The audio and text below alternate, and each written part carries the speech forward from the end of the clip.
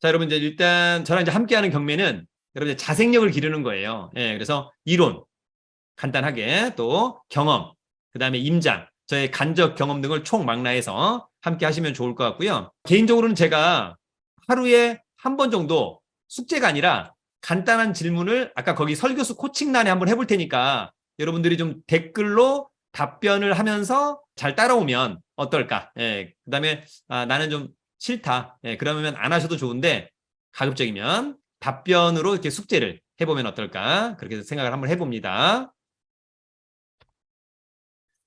여러분 최근에 이제 부동산 시장은 가격 하락, 거래 절벽 이걸로 딱 이해하면 좋을 것 같고요. 사실은 이제 지금 저 고금리라기보다는 한 중금리 정도 될 것 같은데 지금 금리가 그렇게 높은 편은 아니에요, 여러분. 사실은 이제 2015년도 이명박 정부 때 기준금리가 한 5, 6%? 예. 그러니까 지금은 사실 그렇게 고금리는 아니고 한 중금리 정도 될 것 같다. 그러나 사실은 이 금리 때문에 부동산 가격이 떨어진다. 이렇게 이야기하기보다는 사실은 가격에 대한 피로감이 훨씬 더 높다. 이렇게 이해하는 것이 조금 더 저는 개인적으로 맞다. 이런 생각이 듭니다.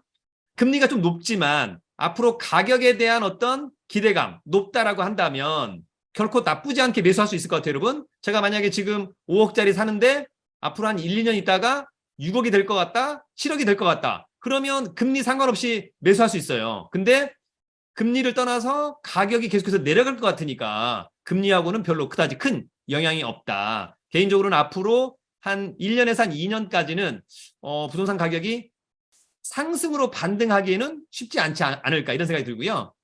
각 지역별로도 강력한 호재가 나오지 않는 이상은 반등은 쉽지 않다. 다만 이제 혼조세가 될 것 같고 매물이 많은 곳들은 약간 우하향 급락할 수도 있다. 특히 이제 공급이 많은 지역들 그런 쪽들은 좀 조심해야 되겠다. 제가 최근에 이제 갔다 왔던 곳 중에 공급이 제일 많은 곳이 인천이에요. 네, 인천. 특히 인천의 서구가 가장 많은 편이죠. 검암, 검단 등등, 그죠? 예, 그래서 거기에 대한 피해를 입을 곳들이 가령 이제 붙어 있는 김포의 뭐 풍무라든지 사후라든지 이런 쪽도 영향을 받을 수밖에 없다.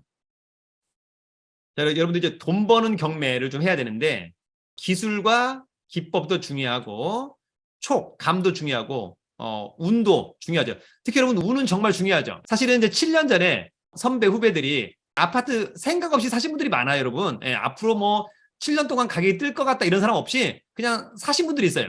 7년 전에 매수, 3년 전에 매수, 그 다음에 올 1월에 매수, 올 1월에 매수하신 분들, 네. 이건 제가 보기엔 뭐 실력보다는 운이에요. 예. 돈을 엄청나게 벌었죠. 가격이 많이 떴으니까. 요 사람들은 조금 벌었어요. 이제는 거의 본전이 오고 있는 것 같고 나쁘진 않죠. 요 분들이 지금 손해가 크죠, 여러분. 예, 손해가 크죠. 제가 이제 얼마 전에 다녀온 가정 루원시티 프라디움이라고 하는 아파트가 있어요, 여러분. 가정역에서 제일 가까운 33평 아파트가 작년도 말인가 올 초에 8억 9천에 매매가 됐어요. 얼마 전에 4억 8천에 매매가 됐어요, 여러분. 거의 반토막 났죠? 거의 반토막. 지금 분위기가 심상치 않다. 근데 이제 막상 가보면 그나마 여기는 매도 호가가 5억, 5억 5천, 6억, 8억 이렇게 나와 있어요, 여러분. 그러니까 그런 부분들을 잘 참고하시면서 가격이 이제 앞으로 어떻게 될 거냐 조사를 좀 잘 하셔야 되겠다는 생각이 듭니다. 자, 여러분 어쨌거나 우리가 자생력을 길러야 되는 거니까 이론, 경험, 임장, 예, 또 숙제 이런 것들 한번 잘 따라오시면 좋을 것 같고요. 경매 핵심 뭐냐면 기본적으로 이제 경매에 관련된 기본법을 조금은 알아야 되는데 여러분 경매는 그 민사집행법에 의해서 하는 거거든요. 민사집행법이 있는데 그냥 법조문을 그냥 심심할 때 한번 읽어봤으면 좋겠다. 그러면 민사집행법은 어디서 확인하냐? 개인적으로는 법전, 소법전, 조그마한 법전 하나 사서 봐도 좋을 것 같고 아니면 법제처라고 하는 사이트가 있어요, 여러분. 그래서 법제처라고 하는 사이트에 가서 민사집행법 입력하고 클릭하면 나옵니다. 그러면 이제 경매 절차나 이런 것들이 또 좀 있으니까 한번 읽어볼 수 있으면 읽어보면 좋을 것 같고 그 다음에 이제 주택임대차 보호법, 상가건물 임대차 보호법. 그래서 주택은 대항력이 언제 생긴다? 상가는 대항력이 언제 생긴다? 우선매제권이 언제 생긴다? 이런 내용들을 조금은 알아야 될 것 같고 몰라도 되는데 조금은 알아야 돼요, 여러분. 예, 그걸 이제 오늘 수업 시간에 얘기를 한번 하도록 하고요. 그 다음에 이제 사이트를 많이 봐야 되는데 일단 기본적으로 경매와 관련된 부분이니까 아까 대법원 경매 정보 사이트를 좀 자주 많이 봐야 될 것 같고 대법원 경매 정보 사이트 그 다음에 부동산 태인 같은 유료 경매 정보 사이트도 좀 자주 많이 보자.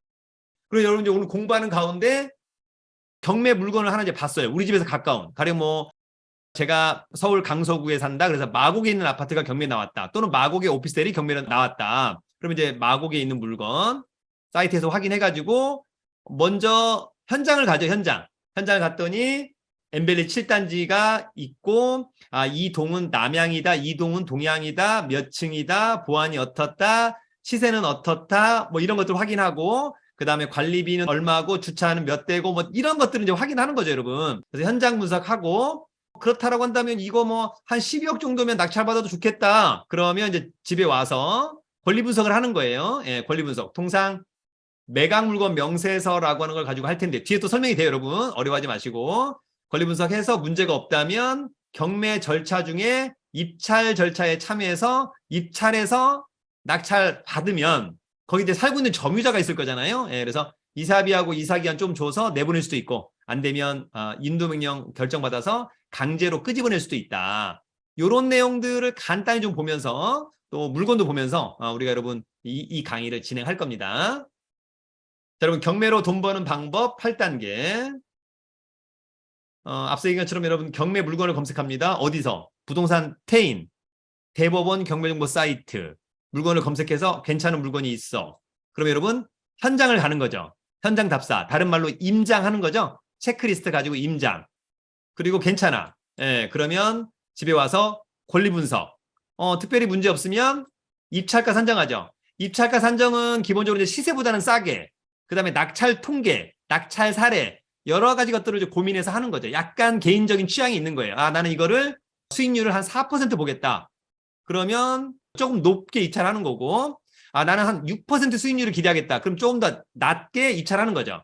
그러면 왠지 수익률을 크게 하려다 보면은 폐찰될 가능성이 높겠죠. 예, 아무래도 수익률이 낮게 나는 좀 받겠다라고 한다면 낙찰될 확률은 높고 뭐 그런 것들 이해하면 될 것 같고 자 그런 다음에 이제 입찰가 선정해서 입찰해서 낙찰 받으면 좋고 예, 그래서 낙찰을 받으면 나중에 돈 내고 소유권 취득하고 등기하고 그 다음에 점유자가 있으면 명도하고 명도는 다른 말로 인도 동의어 인도 명도하고 그 다음에 곧바로 매매할 수도 있죠.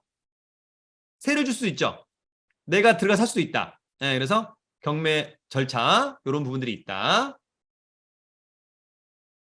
여러분 경매는 100만 원짜리나 1000억 원짜리나 똑같습니다. 저는 이제 이 두 가지를 다 해봤으니까 다만 1000억 원짜리를 할 때가 조금 더 부담스럽다. 이 정도만 있는 거지 100만 원짜리 입찰하나 1000억 원짜리 입찰하나 권리 분석, 현장 분석 다 똑같습니다. 예, 다 똑같다.